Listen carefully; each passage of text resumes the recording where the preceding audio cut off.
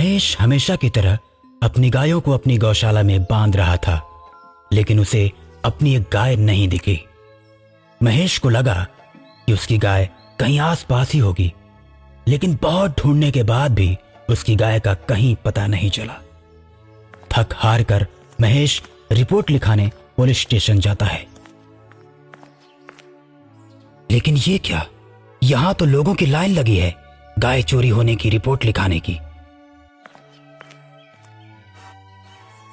तभी महेश को अपना दोस्त कन्हैया दिखाई देता है। अरे कन्हैया, तुम्हारी भी गाय चोरी हो गई? हाँ यार, मेरी भी गाय चोरी हो गई।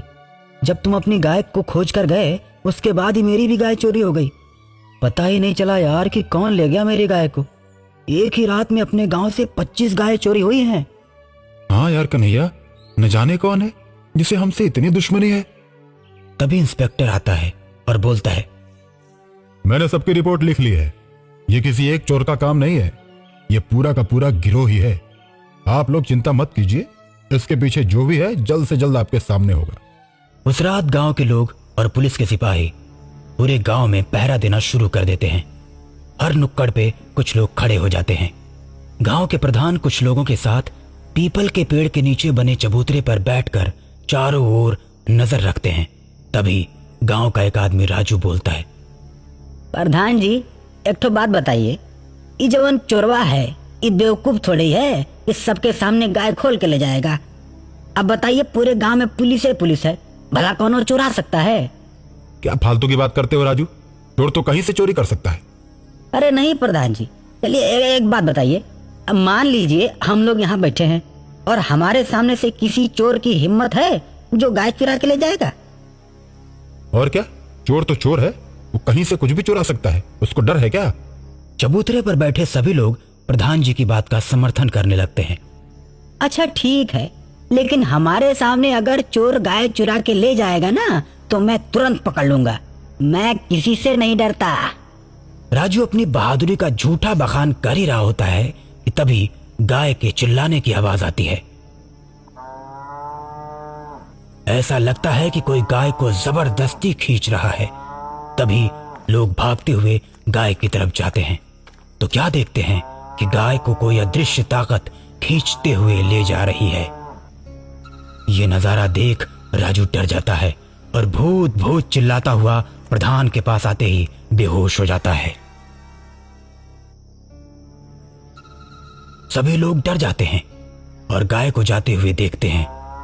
एकाएक गाय हवा में उड़ जाती है और फिर गायब हो जाती है। ये देख सबके होश उड़ जाते हैं। सभी आदमी भागते हुए इंस्पेक्टर के पास जाते हैं। सारी बात सुनने के बाद इंस्पेक्टर बोलता है, देखिए, अब पुलिस का मामला ये नहीं रह गया है, हम इसमें कुछ नहीं कर सकते। अब आपको किसी पहुंचे हुए तांत्रिक के पास ही जाना होगा। प्रधान गांव वालों के साथ एक तांत्रिक के पास जाता है और तांत्रिक को अपने गांव में घटी हुई घटना के बारे में बताता है। देखो, ये कलुआ ग्वाले का भूत है। आज से 150 साल पहले उसके पास गौशाला हुआ करती थी। कलुआ के पास 100 गायें थीं। दूध देने के मामले में कलुआ के गायों की बराबरी कोई नहीं कर सकता था। कलुआ दूध बेचता और खूब पैसे कमाता और आराम की जिंदगी जीता, लेकिन कलुआ की तरक्की से गांव के लोग जलते थे और उन्होंने कलुआ की गायों को चुराने का फैसला किया। दोस्तों, कलुआ को अगर बर्बाद करना है तो उसकी गायों को चुराना ही पड़ेगा और चुराने के बाद हम उन गायों को दूसरे गांवों में बेचकर पैसा कमाएंगे और जब कलुआ की गायें धीरे धीरे कम होने लगेंगी तो वो बर्बाद हो जाएगा। जब रात को कलुआ सो जाता तो कलुआ के दुश्मन दबे पांव जाते और कुछ गायों को खोल लाते और रात में ही कम दाम में दूसरे गांव में बेच आते। सुबह कलुआ को जब पता चलता तो वो गायों को ढूंढता है, लेकिन उन गायों का कहीं पता नहीं चलता और ऐसे ही धीरे धीरे कलुआ के दुश्मनों ने उसकी सभी गायों को चुरा कर बेच दिया। और जब कलुआ एकदम लाचार हो गया तो उसके दुश्मन उससे मिलने के लिए गए। अरे कलुआ, तू तो बहुत घमंड दिखाता था। तुझे क्या लगता था कि तू इस गांव में सबसे बड़ा आदमी बन जाएगा? हम सब ने ही मिलकर तेरी गायों को चुरा कर बेचा है।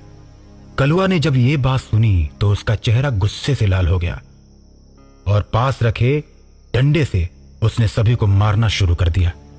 लेकिन दुश्मनों की संख्या ज्यादा होने से उन्होंने कलुआ को पकड़ लिया और उसके गले में रस्सी बांधकर पेड़ से लटकाकर मार डाला। और तभी से कलुआ की आत्मा भटक रही है। जब कलुआ मरा तो उसकी उम्र 50 साल थी।